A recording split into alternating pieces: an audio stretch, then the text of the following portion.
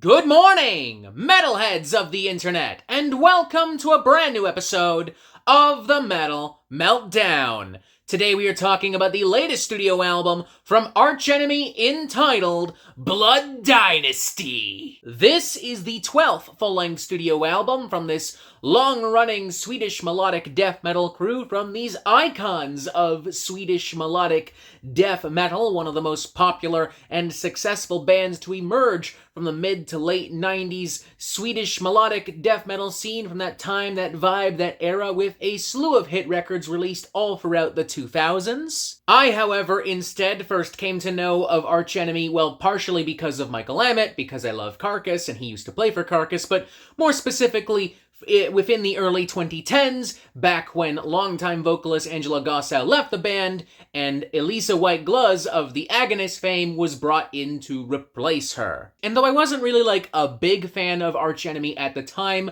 I do find more and more that I like Arch Enemy more and more as time goes on and as I get older. Like, Arch Enemy for me occupies a territory where if I just want to have fun, I just want to cut loose, drink some beer, eat some junk food, play some Gears of War or something like that, I'll throw on Arch Enemy, you know? Like, that's the vibe. Like, the big hooks, the sizzling guitar pyrotechnics, the rabid riffs combined with more anthemic moments, more epic moments, you know, some power metal grandeur here and there. It fits the vibe quite nicely. Like, an Arch Enemy album occupies the same territory as, like, a Marvel movie for me. I'm not expecting anything big and grand and really intelligent and provocative and such.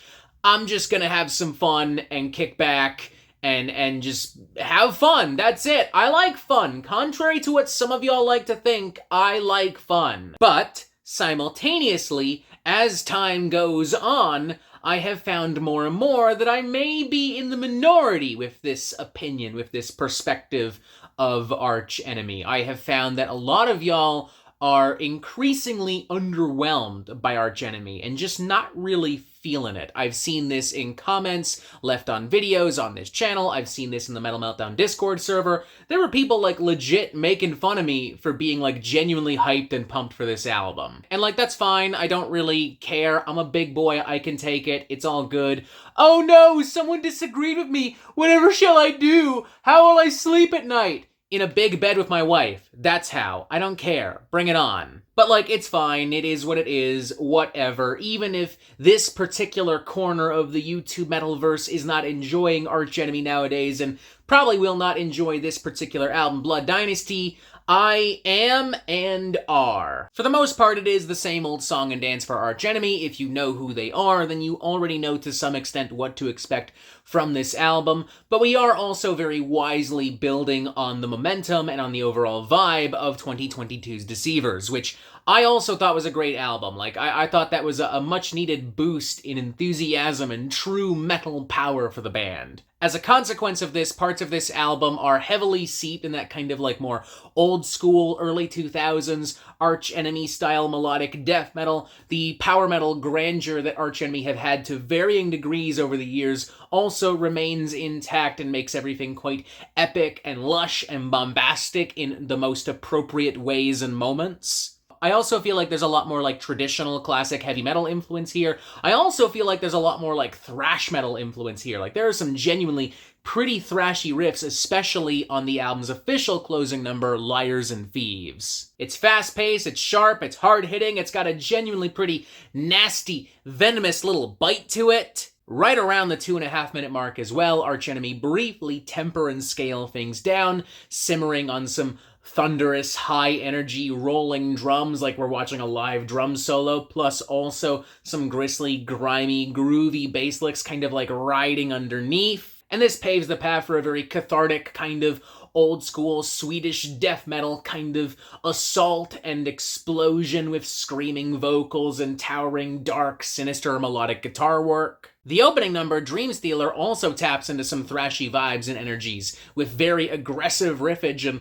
flurries of chaotic, wailing, hellish, Slayer-esque guitar pyrotechnics, especially in the final minute. And leading and building up to all of this, providing ammunition for this massive metal explosion, is a pretty decent variety of Classic thrash death metal riffs and spices and bits and shits all throughout. It's surprisingly a pretty varied cut and chock full of satisfying stuff. It's good, yum yum in my tum tum. The chorus is big and epic and loaded with old school heavy metal vibes. It's eerily reminiscent of like a Judas Priest hook, like maybe something I would even hear on a more recent record like last year's Invincible Shield or 2019's Firepower. But like obviously with a melodeath coat of paint and a little bit more of a sinister sheen as well. There's tons of like super tight, fast-picked, crunchy, thrashy, deathy, groovy riffage in all kinds of parts here as well. And there's even a section of almost like Black Dahlia Murder-esque melodeath with like layered, sneering high vocals and more atypical kind of death metal gutturals. Like, that's cool. That's a nice little curveball. That's something I didn't expect. And to Arch Enemy's credit, there are at least a few other songs with at least a few little curveballs of their own. March of the Miscreants, for instance, in its first half is a pretty intense and bloodthirsty melodeath rager. Carnivorous and unrelenting, genuinely kind of brutal and twisted in some parts with some nice pummeling, pounding sections. And then once we reach the halfway point, things really slow down and we go into some more atmospheric, dare I even say, kind of progressive metal songcraft of sorts, or at least progressive by the standards of like Arch Enemy still making conventional melodeath. Like, we have some more moody and stark keys and synths introduced, building up to some more epic moments and some more epic drawls. And it keeps building and even blossoming with more guitars, more keys, more epic atmospheric elements and such. Then there's Illuminate the Path, which just radiates true classic epic heavy metal, power metal, grandeur and aura. Lots of nice and meaty and muscular mid-pace metal riffage all the way through. Some fantastic clean vocals courtesy of Elise, especially in the chorus. And though some songs like Paper Tiger, The Pendulum, A Million Suns, and the album's title track,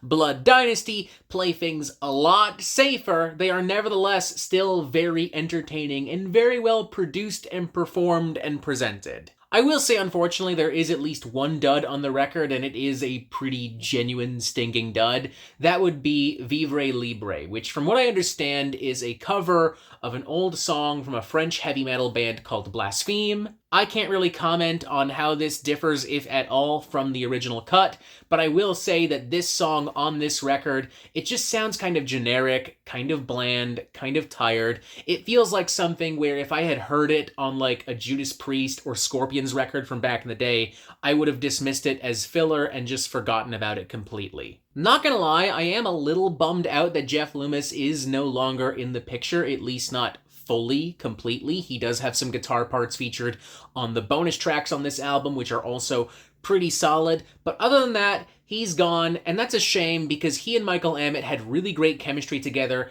And also, on top of that, I don't feel like the full potential of Jeff Loomis and Arch Enemy together was fully realized by either party. I'm feeling a very strong, very solid, very enthusiastic 3.5 out of 5 on this bad boy. I think it is a very good album. I wouldn't mind some more unique production here and there. I wouldn't mind some more ambitious songwriting and songcraft here and there. But overall, it's a solid, fun, well-made record. Arch Enemy do what they do best with a few extra spices and twists and turns, and I'm having fun, and for me, that's all that matters. Maybe it's not a Michelin star meal, but hey, maybe I don't want a Michelin star meal right now. Maybe right now, I'm in the mood for a greasy cheeseburger and onion rings and fries and a beer. Maybe that's all I want, and maybe this fits the bill quite nicely. Y'all might not be loving this little greasy melodeath cheeseburger, but that's fine by me, because this is my cheeseburger. I paid for it. I don't mind not sharing. I'm good, okay? That's fucking, oh, it's delicious. Oh, man, that's so good. Oh, you guys are missing out. You don't know it, but you are. I'm just saying. And that is it for the Metal Meltdown. I am not an expert, nor do I claim to be. So what do you think? Do you like this record? Do you not like this record? And what do you want to hear from me next? And thank you for watching. Make sure you press subscribe right here so you get updates on the Metal Meltdown fucking immediately. And as always, you have yourself a fantastic fucking day.